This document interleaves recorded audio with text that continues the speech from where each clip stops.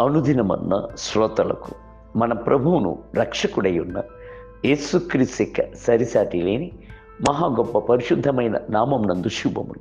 నేడు 2026 సంవత్సరము ఫిబ్రవరి మాసము 13వ తారీఖు శుక్రవారం నాటి ధ్యానాంశము గురి యొద్దకే పరిగెత్తుచున్నాను.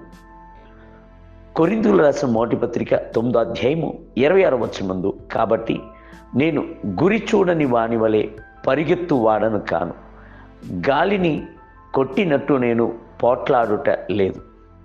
అందరూ పరిగెత్తుచున్నారు కావున నేను కూడా పరిగెత్తుచున్నాను అని కొందరు పరిగెత్తుచున్నారు.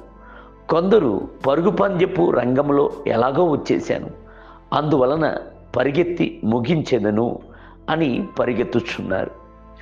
కొందరు ఇతరులను చూచి పరిగెత్తుచున్నారు.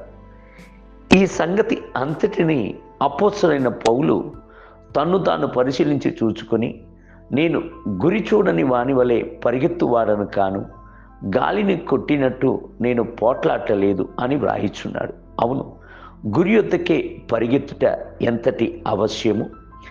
ఇట్టి పరుగునందు దృఢమైన గురి లేకున్నట్లయితే శోధన గాలి వీచుచున్నప్పుడు, శ్రమలు తుఫాను వలె వచ్చుచున్నప్పుడు ఎదురు నిలబడి తట్టుకోలేము. గాలియును వర్షమును అగ్నియు మీ యొక్క దృఢత్వమును పరిశోధించును. అప్పుడు మీ యొక్క పరిస్థితి ఏమగును? నేడు మరణించినను ప్రభు యొక్క రాజ్యమునందు కనబడదుము అను నిశ్చయిత ఎంతమందికి ఉన్నది? నేడు ప్రభు అయిన యేసుక్రీస్తు యొక్క మహిమగల రాకడ ఉండినట్లయితే ఆయన యొక్క రాకడలో కనబడుదును అను నిశ్చయిత ఎంతమందికి ఉంది? ఇట్టి ప్రశ్నలకు అంతయు లేదు అనుటయే అనేకుల యొక్క జవాబునై ఉన్నది. దొంగవలే ప్రభు వచ్చుచున్నప్పుడు వీరు ఏమి చేయుదురు? ఎదురు చూడని మరణమును సంధించుచున్నప్పుడు నిశ్చితమునందు వీరి యొక్క పరిస్థితి ఏమిటి? రక్షణ యొక్క నిశ్చయిత మీకు ఉన్నదా? రక్షణ యొక్క సంతోషమునందు మీరు నిలిచి ఉన్నారా? బహుశా మీరు రక్షణ పొందక ఉండినట్లయితే నిజమైన పశ్చాత్తాపముతో పాపములను ఒప్పుకోలు చేసి క్రీస్తు యొక్క రక్తము చేత పాపక్షమాపణ యొక్క నిశ్చయితను పొందుకొనుటకు ముందుకు రండి.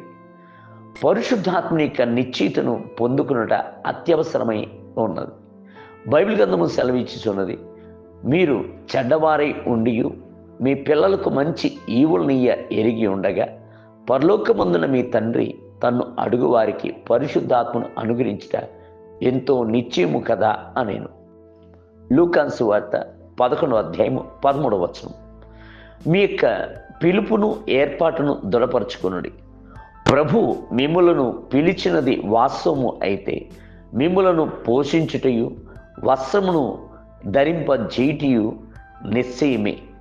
అడవి పుష్పములను అలంకరించినలా మీకు కూడాను వస్త్రము ధరింపు చేయుట అధిక నిశ్చయము కదా. మత్తయి సువార్త 6వ అధ్యాయము 30వ వచనం. అబ్రహాము దేవుని యొక్క పిలుపును పొందిన వెంటనే తాను ఎక్కడికి వెళ్ళవలను అను సంగతిని ఎరుగక ప్రభు యొక్క మాటకు లోబడాను. హెబ్రీయులకు రాసిన పత్రిక 11వ అధ్యాయము 8వ వచనం అని బైబిల్ గ్రంథమునందు చదువుచున్నాము. అపోస్తలుడైన పౌలు దేవుని యొక్క పిలుపును నిశ్చయించుకొనేను అని అపోస్తల కార్యములు 16వ అధ్యాయం 10వ వచనంలో చదువుచున్నాము. దేవుని బిడ్డలారా, దేవుని యొక్క పిలుపును పొందుకొని నిశ్చయితతో పరిచయను చేయుడి, అది మీకు విజయమును తెచ్చిపెట్టుట నిశ్చయమే. నేటి ధ్యానమునకే కృపా బాహుల్యమును నీతి దానమును పొందువారు జీవము గలవారై మరీ నిశ్చయముగా యేసుక్రీస్తు అను ఒకని ద్వారానే ఏలుదురు. రోమీయులకు రాసిన పత్రిక 5వ అధ్యాయము 17వ వచనం. నేటి వేద పఠనము ఉదయము లేవి కాండము 14వ అధ్యాయం, సాయంత్రము మత్తయి సువార్త 26వ అధ్యాయము 51 మొదలుకొని 75 వచనం. ప్రభు మిమ్ములను దీవించునుగాక. ఆమేన్.